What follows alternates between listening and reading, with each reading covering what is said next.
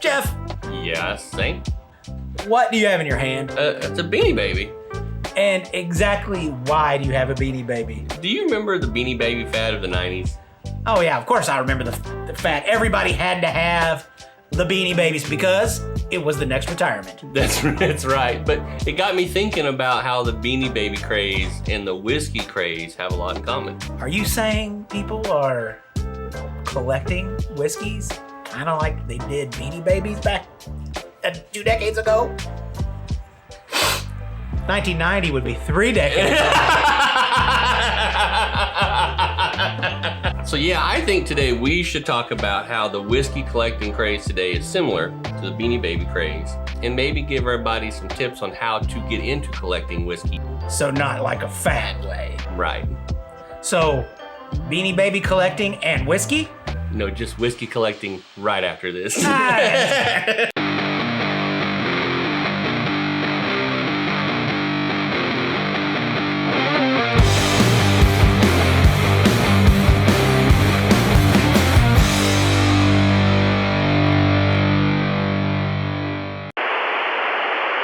Welcome to Whiskey Pop. I'm Zane, And I'm Jeff. and I'm talking very stigmatically. Is it because somebody this week said that you looked like Travis Tritt? Look, I'm not saying I look like Travis Tritt. I'm not saying I sing like Travis Tritt. I'm just saying maybe someone thought That you look like I was Travis Tritt. I do sometimes like commenters in our videos, you know. Well, We had one this morning that said we were idiotic, so well, they were false. that's wrong. Right. That's right. Because we're what? Experts. No, we're not. And No, we're all not. the experts agree on that. No. Is that your expert opinion? Yeah, I agree. So today we're going to talk about collecting whiskey. That's right. I mean, you have to admit that whiskey collecting is somewhat starting to look like the Beanie Baby craze of the 1990s. These are the feet This craze is just, it's scary. of Beanie They're just cute. crazed That's the new baddie. collectors. You ready? They've been waiting hours for Coach House gift store to open. I like the duck. We got 2 raccoons, 2 skunks, and 2 spiders. Now, see, you have to admit they're cute. And do you remember the Beanie Baby craze? I mean, Beanie Babies were everywhere, and people that weren't even Oh. interested in the Beanie Babies They bought were Beanie buying Babies. Beanie Yeah. Babies. They were driving their kids to McDonald's to get Beanie Babies because even the little mini ones were worth money, right? That's right. And it was just off the charts. It's like, oh, I hear that they've got a Beanie Baby over at so-and-so. Let's go get it. And there would be these long lines of people waiting to get a chance to get one of these Beanie Babies. They're like, They oh were no, out. you got to buy a raffle ticket to be able to purchase a Beanie Baby. Certain Beanie Babies were only allocated in certain areas that you could get them. And that would be, and then you had that one guy that showed up and he had the Princess Diana Beanie Baby Uh-huh. and he wouldn't open it Yeah, that's right. out of its little case. His stingy little bastard. He wouldn't share it. You sound like there's some unresolved issues here. All I'm saying is, what kind of whiskey are you hoarding? I mean, because that's really That really what is. it sounds so like. it does start to seem that way. It seems like people who are not really into whiskey are buying whiskey. Right. So I thought today we would talk about collecting whiskey and what kind of drives that market. Yeah. But before we do any of that stuff, We got a whiskey to open. we gotta open a whiskey. What are we having today? So we were asked to try Brothers Bond Straight Bourbon Whiskey. Very nice. So this is a celebrity whiskey.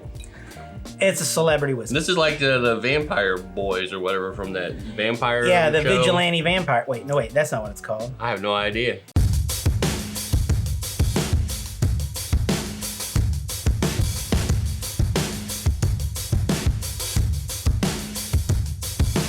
I waited for someone to save. I wanna tell you something new. You drove us both into a wall. I drive away into the night and I contemplate for a while. It's not Vampire True Diary. Blood. The it's, Vampire Diaries. It's the diary about vampires. Yeah, that's it. They wite diaries, I guess, nowadays. Yeah, because they're real tough now. Dear Diary, I She bit her neck. Wouldn't respond. I bit her. I think we should just open this whiskey. Let's just open the whiskey, because I'm thinking, yeah, just open it. You drove us both into a wall. I drive away into the night, and I contemplate for a while. Don't you think about it before the past? If I pack my stuff and leave sooner than this. Don't you think about it before the past? If I pack my stuff and leave sooner than this. Don't you wish I wanted to be someone else? I wanna feel your breath without making a mess at you. Won't you tell me something new? I wanna tell you something new. You ready to do this? I'm ready. Oh, let's do this. Okay, so that's very floral. Yeah, but why are you talking about it now? Oh, that's right, because we don't do that now. Now we do it on Fridays. We do that on Fridays, which we didn't move that. No, welcome to Wednesday. That's right, this is Wednesday. So then what do? We just drink this? We just drink and go, Okay, let's do this.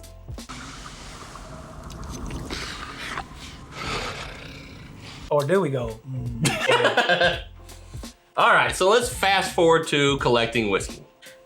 Fast forwarding and collecting whiskey. There are things that people do that they shouldn't do, and we've kind of talked about that in the past. We've talked about that. What we're going to talk about is what is driving this collecting craze, right? Is it scarcity? Well, some of it is. Is it local scarcity? Some of that is too. I think here's what happens. You like whiskey. Yeah. And you like try this whiskey, you're like, I really like this whiskey. So you find a bottle you like. So what do you do generally when you find a bottle you like? I know what they do. You guys do the same thing I do. Is I suddenly become a shill for it. You grab and one. I go and buy every Kings County bottle I can get my hands on. That's right. You tend to buy at least double of what you need. Because you don't want to run out. Because you see this bourbon whiskey craze going on, right? That's right. So that's what happens. People tend to buy a whiskey they like and then they double down. Yeah. Or triple. So triple down.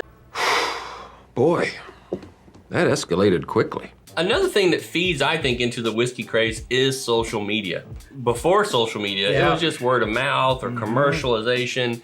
But now with social media, they're automatically telling you this is the whiskey you should be buying. There are so many social media influencers who tell you this is a good whiskey. And as soon as you hear that, what are you doing?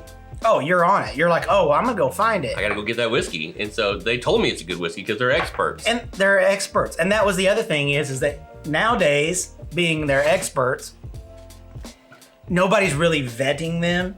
Yeah, that's right. A lot of it's just like, you've stumbled on our YouTube channel and you're like, oh, that's good enough. They say it, let's go try it. Wait, you know what we do? You know, it is. Boy, if that isn't the pot calling the kettle black. So basically we're saying at this point, it's either whiskeys you really like. Yep. That you found you liked, Or or somebody tells you social media has directed you toward a specific whiskey that you should like. Right. The next thing that drives this is interest groups. So now you've got into a Facebook group or another private group on Reddit, and you guys are always talking about whiskey. Yeah. So now those guys are influencing your need to collect, and then you're influencing their need to collect because you'll tell them a whiskey that you think they should be buying. They'll tell you a whiskey you think you should be buying. And then you're telling your friends outside of that group, I read in my whiskey group last night, I should be buying these whiskeys. Well, I need to buy them too. Now you just created another whiskey collector who doesn't really necessarily like whiskey. There's a group of people right now telling you need to go get Brothers Bond. Let me tell you the funny thing about that. Okay, Jim Beam, one of the biggest whiskey producers in the United States. Yeah. Had like 137,000 subscribers. Buffalo Trace Distillery has like 200 and something thousand subscribers. Right. Brothers Bond has 1.7 million. So I'm like thinking, they have more viewers than Buffalo Trace and Jim Beam alone. And they're just a craft whiskey sourced craft whiskey maker that really just started last year. Let me just tell you, capitalize on that way, you got a chance. Yeah, no kidding. Dude. What are you doing? Huel. Hey, quit screwing around. We are here to do a job, not channel Scrooge McDuck. We've talked about how the whiskey you like drives collecting, the whiskey that social media is driving collecting, and the whiskey that your interest groups have pushed you into dry ice collecting. But this comes back to this again. We love a celebrity. Oh, of course. And if you're passionate about a celebrity, you're passionate about everything they do. Whatever they're pouring up in a movie or a show, or what the celebrity group comes out with, you're like, oh, I got to do that. Or a celebrity whiskey. Yeah, So same like thing. Conor McGregor, one of the most well-known While MMA his name was fighters. still attached to an Irish whiskey. I mean, he would produce a whiskey and everybody was wanting to buy it. And Yeah. was it good whiskey? Nah. It's gonna take over everything. But it didn't. He was smart enough to sell that whiskey while he could. Yeah, Parks and Recs, they paired up with Rudolph. Wait, whoa. That's not a Parks and Recs team up. That's a Nick Offerman team up. Who was that man likes whiskey.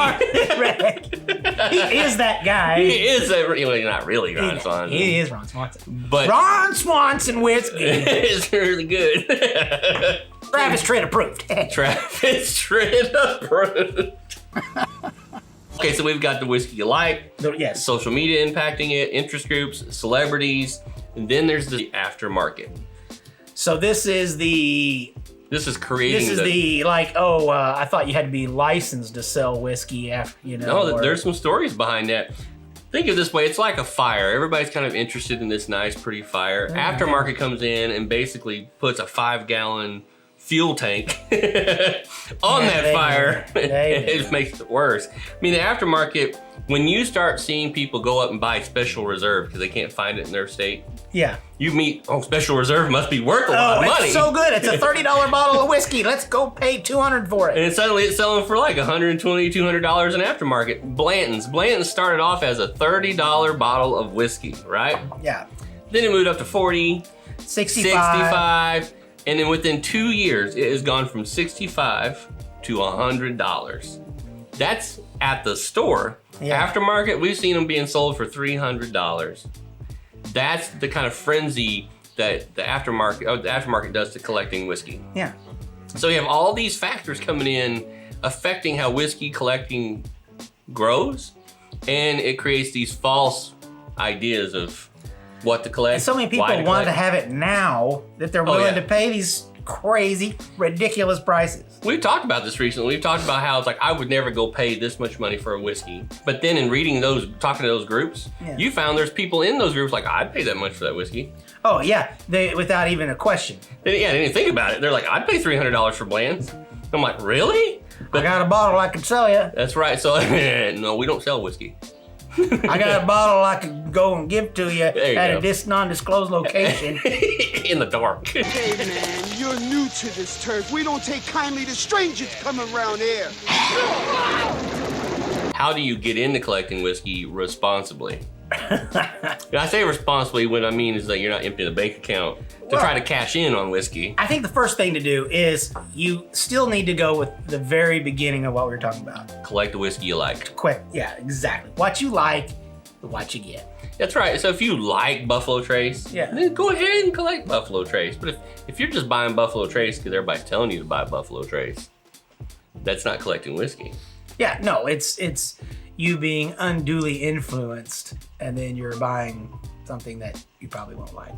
You should continue to collect the whiskey you like, regardless if it's a hard to find whiskey or it's not a hard to find whiskey. Right. It's because that's why we collect. You don't collect things you don't like. No, and the other thing is we got to look at like what's your personal budget. I mean, it's about the cash flow, right? That's correct. So, I mean, obviously, I'd like to have some Weller 12 year, or you know, $400. This too can be yours. That could be mine for $400 or 107 antique. I actually like 107 way better than 12. Okay, but My it's personal cheaper. thing. That's a plus side. It's cheaper. It's about $100 for that I one. remember when this was on the shelf. Yeah, well, we've seen this for $200 in the aftermarket. Yeah. We've seen Weller 12 for like $400. We've seen Blanton's for $300. Remember when we did a thing called Poor Man's Pappy? I know, and we just poured that in, right? That's really funny. Poor Man's Pappy costs about as much as a regular. Yeah, and I drank all that. Yeah.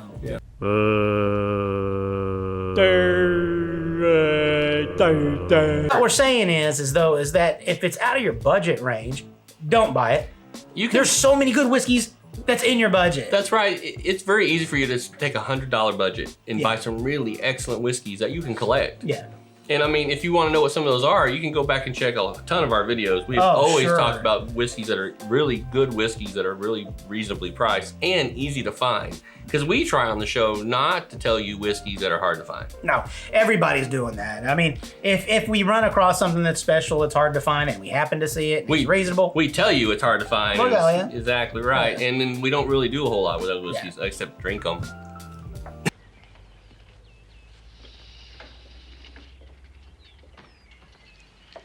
The other thing is you need to spend time to know your dealer. Oh, yeah. In other words, we've said this 100 times, but you need to get to know your liquor store. The more comfortable they are with you, the more comfortable they will be to tell you things that they're not telling everybody else. The thing that the whiskey collecting / beanie baby craze has created is the smorgasbord or the buying whiskey. Yeah, you go in to this liquor store and you're like, I'll have the beans. You go to this liquor store and go, I'll have the fish. And you go, and next thing you know, you're just shopping from plate to plate to plate of your liquor stores, and you're never frequenting one very often. Now you're a collector of gasoline because you're driving all over the place. You don't have a relationship with anybody. That's right. Because you're just trying to find those, what's hardly available anywhere. Now, I'll agree that it's good for you to have at least a big box liquor store to go to when you can and get the whiskeys you like because they are readily available and they usually have them in stock. But it's those small mom and pops who do sometimes get the smaller allocations. But if you buddied up with them and they know you real well and you're a good customer, they're going to help you find those whiskeys you want to collect, not the ones people telling you to collect. Right. They'll help you find those or find how you can find something comparable to that. That boy is good. Now, the next thing and the last thing is don't get caught up in the hype of whiskey. Oh, no, you're going to be collecting a Princess Diana Beanie Baby that in 5 years is only going to be worth trash. Or you're going to spend so much time, obscene amount of time, chasing something that's hard to find. You're going to frustrate yourself. Well, here's what I've found. A whiskey that is hard to find will eventually make its way in front of you. Now, we're not talking about Pappy Van Winkle. Right. But that's never made its way in front of people. But like a bottle of Blanton's, as hard as Blanton's can be to find, it does tend to make its way to the front for you to find it. You may spend $100 for it, but you can still find it. And that's the way with a lot of whiskey. So don't spend a lot of obscene amount of time running all over the place trying to chase something you want. It will come around to you. Just be patient and take the time. If you're not using whiskey as a way to cash in, that won't matter. What it sounds like is we're saying don't collect.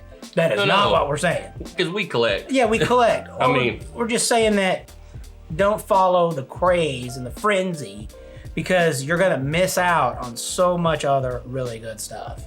So I think if you're going to collect, right, like the whiskey pop style, you can't do the tie thing. Oh, okay. That wouldn't make any sense, right? That is correct. So here at Whiskey Pop, I would say you do the whiskey pop thing. And then you just put your little whiskey pop tags on. Certified select. That's right. So what about you? Do you collect whiskey? What whiskeys are you always chasing after to collect? Are you getting caught up in the hype of this bourbon boom, this whiskey boom that we're seeing? Are you standing in line waiting for allocated whiskeys? Are you doing raffles? I mean, are you doing all those things? No and no. Or are you just collecting whiskey as you come across it? It's a hobby of yours. And you're not just chasing those unicorns and all those hard to find things that you're hoping to cash in on. Because the most interesting person in the world is the guy that actually came across something that not everybody in their group knows about. To me, that's more exciting than any rare and he's whiskey. Like, just try this. I think you'll be, delighted in trying it. And you're like, well, okay. And that's how we found a lot of good whiskey last year. It was right. We found whiskey that a lot of people aren't talking about. And then when we tried it, we're like, oh, wow. Yeah. And it's easy to find. So be sure to watch how you're collecting and what you're collecting and make sure it's something you want and not something people are telling you to have, including us. That's right. Including us. And until then, be safe. Join us again on Friday. That's right, for a second pour. And please don't forget to like, share, and subscribe. In the meantime, you guys continue to be geeky and we'll see you next week for another Whiskey Pop and Friday for second pour. Cheers.